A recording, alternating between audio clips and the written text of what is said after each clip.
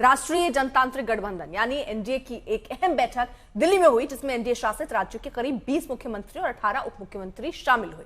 इस उच्च स्तरीय बैठक का मकसद सुशासन और विकास की नई योजनाओं के साथ साथ सियासी भी है। बिहार चुनाव एक मुद्दा है। इस बैठक की अध्यक्षता प्रधानमंत्री नरेंद्र मोदी ने की। बैठक में बीजेपी के राष्ट्रीय अध्यक्ष जेपी नड्डा, रक्षा मंत्री राजनाथ सिंह, गृह मंत्री अमित शाह भी शामिल हुए। इस मीटिंग में 2 प्रस्ताव पास हुए। पहला प्रस्ताव भारतीय सशस्त्र बलों और प्रधानमंत्री नरेंद्र मोदी को ऑपरेशन सिंदूर की सफलता पर बधाई देने के लिए यह पारित किया गया। दूसरे प्रस्ताव में आगामी जनगणना के दौरान जातिगत आंकड़ों के संकलन के सरकार के फैसले की सराहना की गई।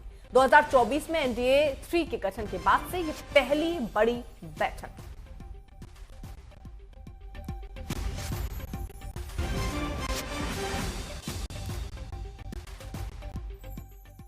जातिगत जनगणना पर भी प्रस्ताव पारित हुआ और सभी लोगों ने इसको जहां इसकी सहमति के साथ साथ जो मोदी जी का निर्णय हुआ है उसकी प्रशंसा के साथ साथ साधुवाद देने का काम इस प्रस्ताव में हुआ है। यह प्रस्ताव सर्वसम्मति से पारित हुआ, जिसमें ऑपरेशन सिंदूर में प्रधानमंत्री मोदी जी की नेतृत्व क्षमता, सशक्त भारत, समर्थवान भारत और आत्मनिर्भर भारत कैसे बन रहा है, इसकी उस प्रस्ताव में चर्चा है।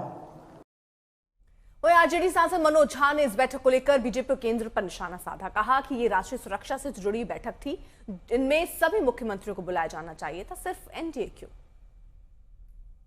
कि नेशनल सिक्योरिटी के मद्देनजर एनडीए सीएम्स की बैठक हो रही है। गैर एनडीए सीएम्स ने क्या बिगाड़ा?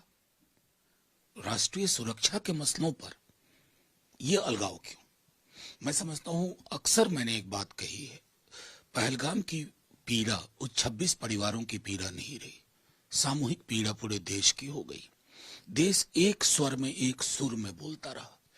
अगर आंखें गमगीन हुई, जवानों का पार्थिव, अभी मैं बिहार से आया हूं, किसी न किसी जिले में पार्थिव शरीर आता है, और मैं कहता हूं कि ये हमें रवायत शुरू करनी होगी। देश में राजनीति हो, देश पर राजनीति ना हो कि कहीं फोटो चिपका दिया, मिलिट्री ड्रेस में आ गए। ये असहज करती हैं ये छवियां।